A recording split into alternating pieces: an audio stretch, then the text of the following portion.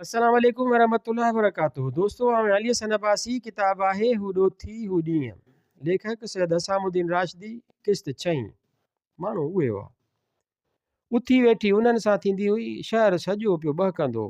बाज़ारनि ते जुबन, दुकाननि ते जवानी ऐं होटलुनि में जिन्सी बहार लॻी पई हूंदी हुई।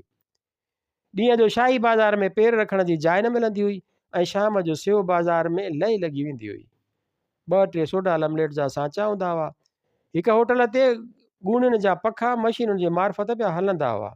हर को घुमी फिरी उते अची पघर सुकाईंदो हो। चांहि जो रिवाजु तमामु थोरो हो। लमलेट सोडा जो ज़्यादा। हर को बाल्टी पियो पियो फरहत कंदो हो।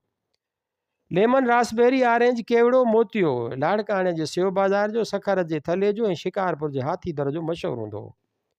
विमटो घणो पोइ मैदान में आयो। कोका कोला त इहा काल्ह जी ॻाल्हि आहे।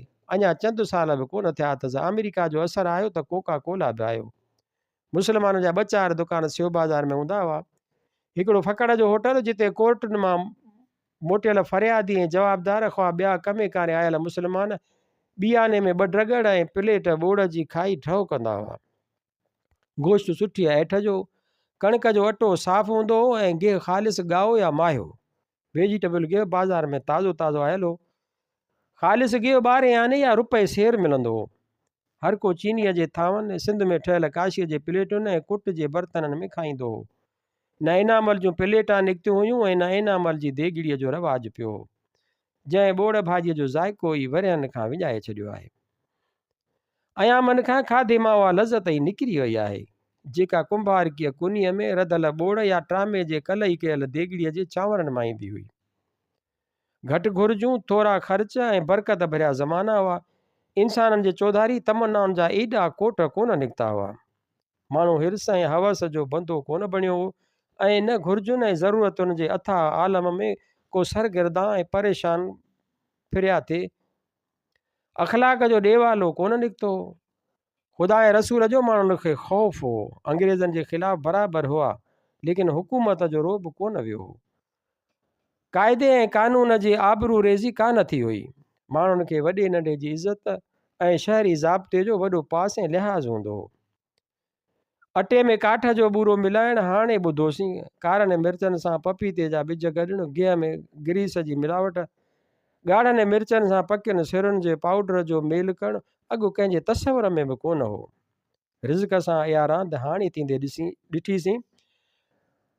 माल्टनि खे रंग जा इंजेक्शन हणी रेड ब्लड माल्टा करे विकिणणु ऐं ॿिलियुनि जा पकल पुलाव मुस्लमाननि खे खाराए छॾणु गज़ब ख़ुदा जो। इख़लाक जी एॾी इंता ऐं किरदार जी एतिरी कोताही उन ई ज़माने में किथे हुई। ॿियो दुकानु हूंदो मरहूम हाजी छुटल जो, नऊं लटनि जो कढियो आई। फ़ुकराई ख़्यालनि जा मुस्लमान घणो करे उतां वठंदा हुआ। उन ई सां लॻ हूंदो हो दुकानु हाजी मोहम्मद दर्ज़ीअ जो, जंहिं वटां हर को वॾो ख़्वा नंढो ज़मींदार पंहिंजा लटा सिबराईंदो हो। ख़ान बहादुर खोड़ो इब्तिदा में पंहिंजा सूट उतां ठहिराईंदो हो। नौजवान वकील बि डिक जूं पतलून, ख़्वा कोट या कमीसूं उतां ई ठहिराईंदा हुआ। ख़ुदि हिंदू वकील या कामोरा जेके शौक़ीन हुआ से हाजी मोहम्मद दर्ज़ीअ या कमन दर्ज़ीअ जो सिबियल लटो पाईंदा हुआ। कमन मरायत जो दुकानु शाही बाज़ार में हूंदो, जितां भुट्टा साहब पंहिंजा लटा ठहिराईंदा हुआ। कमन खे दुकान ते गोॾो खोड़े वेहणु कोन ईंदो हो।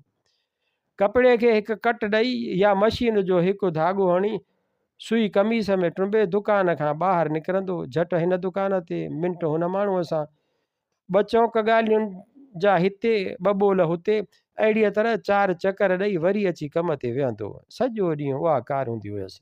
बहरहाल उहे ॿई दुकान लाड़काणे जो गोया होर कंपनी या army and navy limited store हुआ। अंग्रेज़ी लटे जो मुस्लमाननि में अञा एतिरो रवाजु कोन हो। वॾनि माण्हुनि में सर भुटो सूट पाईंदो, ख़ान बहादुर खोड़ो पाईंदो, नवाब वाहिद बख़्श या ख़ान बहादुर अहमद ख़ान भुटो, बसि ॿियो थियो भलो।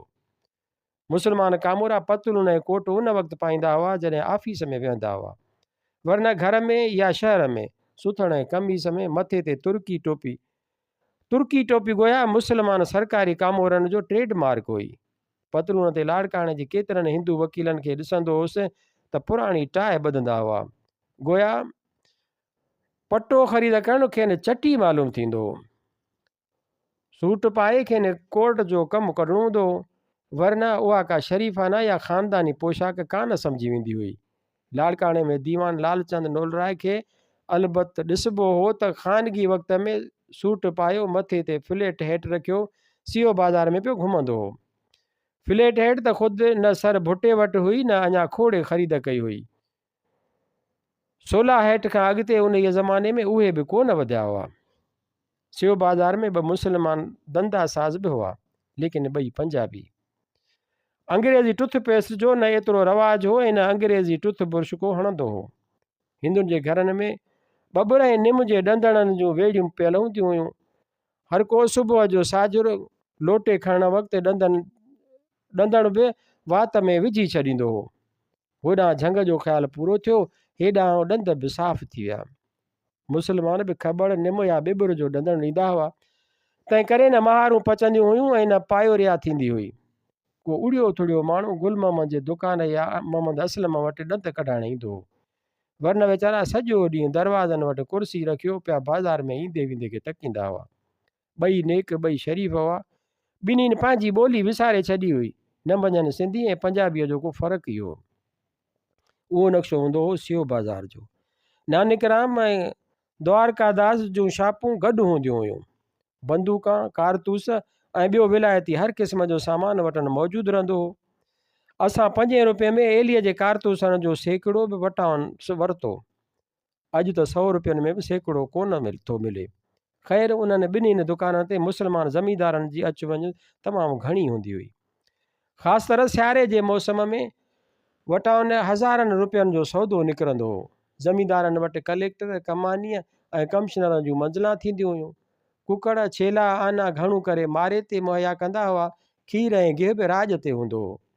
ग़रीबा मार उन्हनि मौक़नि ते ॾाढी थींदी हुई। सॼो वक़्तु हारी नारी छेड़ पिया वहंदा हुआ। सुबुह जो साझर ॾकाईंदड़ पारे में घरां निकिरंदा, शाम ताईं झंग हकलाए बछ कराए शिकार ख़तमु करण खां पोइ किन ईअं छॾे ॾींदा हुआ जीअं हर मां ढगो छोड़े छॾिबो आहे। सॼे ॾींहं जी बुख ऐं उञ हर को वञी घर लाहे। लाचारीअ सबबु करे जेकॾहिं को कुड़मी हाज़ुर थी न सघंदो हो त देरे में संदसि सॼी ॿार ज़ब्त कई वेंदी हुई।